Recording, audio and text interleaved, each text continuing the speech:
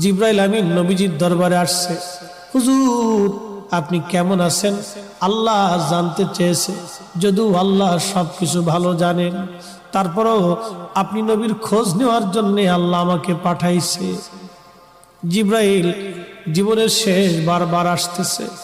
জিবরাইলকে নবীজি বললেন, জিবরাইল আমার কাছে অসুস্থতা লাগে, খারাপ খারাপ লাগে, শরীর ভালো লাগে না। জিবরাইল আমিন চলে গেলেন। পরের দিন আবার আসছে। হুজুর আল্লাহ জানেন, তারপরেও খোঁজ নিতে পাঠাইছে। কেমন আছেন গো নবীজি? নবী বললেন, জিবরাইল আমি অসুস্থ। আবার চলে গেলেন জিবরাইল। পরের দিন আবার আসছে। আবার এসে খোঁজ নিয়ে বললেন, হুজুর আপনি কেমন আছেন? নবীজি বললেন, জিবরাইল অসুস্থ আমি। জিবরাইল আবার চলে গেলেন। চতুর্থ দিনের মাথায় জিবরাইল আসছে। একা আসে নাই রে, মালাকুল মউতকে সঙ্গে করে নিয়ে আসছে। আহা, আমাদের কাছে মালাকুল মউত আসবে, জিজ্ঞাসা করে আসবে না, কিন্তু নবীর দরবারে মালাকুল মউত আসছে। এসে নবীজিকে সালাম দিলেন। হুজুর অনুমতি দিলে ভিতরে আসবো। নবীজি অনুমতি দিলেন।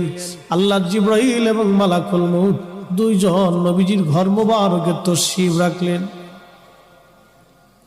পৃথিবীর একটাই ঘর, যে ঘরে ঢোকার আগে জিবরাইল আজরাইল অনুমতি চায়, তিনি রাহমাতুল লিল আলামিনের ঘর।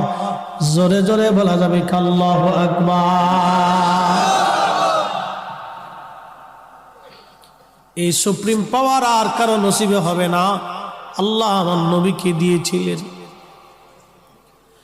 জিবরাইল আমিন আজরাইল নবীজিকে সালাম দিয়ে বলেন, হুজুর